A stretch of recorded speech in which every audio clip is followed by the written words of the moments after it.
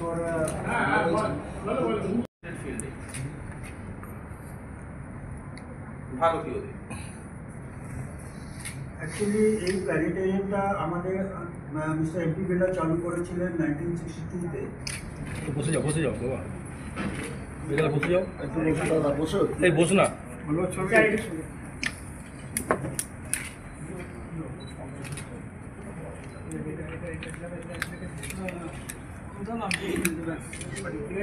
Sir এদিকে একটু দেখবেন, স্যার এদিকে দেখবেন, ঠিক আছে। এরকম এইভাবে যাচ্ছে আপনি দেখতেই পাবেন, কিন্তু একটু আপনাকে ব্যাখ্যা করে যদি এরকম ভাবে আসে তো আপনি একবার দেখলেন চলে গেল, আরেকবার দেখলেন চলে গেল। These are the radio fields are detecting pulses, hence the name pulsar. It is not that they are emitting in pulses, but your reception is in pulses. কত পরপর মানে কত নিখুঁত সময় পরপর পালসগুলো আসছে তাই থেকে তাদের রোটেশনাল স্পিড আন্দাজ করা যায়। তো কত জোরে ঘুরছে খানো ইত্যাদি সেই থেকে আরো স্পেস অ্যাস্ট্রোফিজিক্স এন্ড রেডিও অ্যাস্ট্রোফিজিক্সের আরো অ্যাঙ্গেলস আসে। Our chief minister, the then chief minister, Bilal also, উনাকে এই জায়গাটা দিয়েছিলেন to establish a planetarium which was the second largest in the world that particular time. এখন তো আপনি দেখবেন সব জায়গায় সব শহরে একটা প্ল্যানেটেরিয়াম হয়ে গেছে, but conceptualizing this at that particular time in 1962 when the India was in its infant stage, সেই সময় একটা চিন্তা করে এই একটা প্ল্যানেটেরিয়াম ওনারা তৈরি করেছিলেন। We have been able to survive because of the optomechanical system till about 2015. 2013-14 for radio astrophysics, Tata Institute of Fundamental Research, Pune, has been selected as the recipient of the biennial MP Birla Memorial Award for 2025. The esteemed award recognizes Professor Gupta's outstanding achievements and significant impact in the field of astronomy and astrophysics, particularly his pioneering work in radio astronomy. The MP Birla Memorial Award, established in 1993 to honor the legacy of the late Sri MP Birla, the founder of the MP Birla Planetarium, is one of the most respected accolades in the scientific community, especially in astronomy. Actually, আমাদের কাছে অনেকগুলো নাম আসে, কিন্তু কি হয়, we constitute a jury.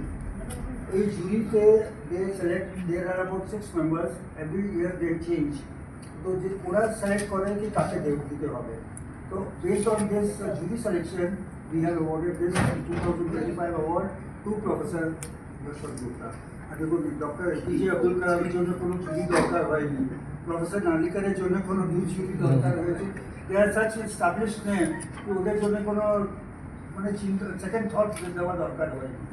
তো এখানে অনেকগুলো লোক এখন এসে নিজের পায়ে দাঁড়িয়ে আছে, one of the only planetariums in the world, I would say, which is privately owned and standing on its own feet.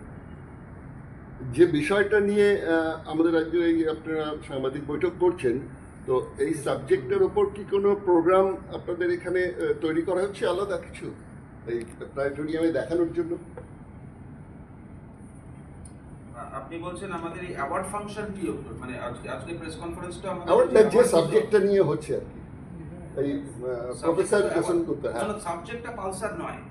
ওনাদের প্রশ্ন ছিল যে প্রফেসর যশবন্ত প্ল্যানেটেরিয়ামের সাইজ উনি যখন বললেন, আমরা আজকেও সবচেয়ে বড় পৃথিবীতে এই অর্থে কতগুলো নাম্বার অফ সিটস আছে, যদি সিটের সংখ্যা হয় এমপি বিড়লা প্ল্যানেটেরিয়াম কলকাতা এখনো আজকের তারিখেও পৃথিবীর সবচেয়ে বড় প্ল্যানেটেরিয়াম।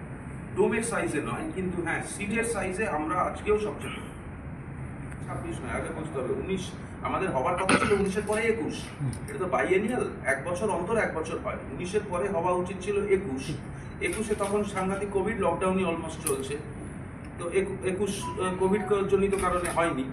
23ও তাই, কোভিড জনিত অন্যান্য কারণে প্ল্যানেটেরিয়াম 23-এ দিয়ে উঠতে পারেনি। তো এই দুটো বছর বাদ দেওয়ার পরে আমরা আবার 25-এ করছি। 25-এ আমরা আবার রিস্টার্ট করছি এবং আশা করি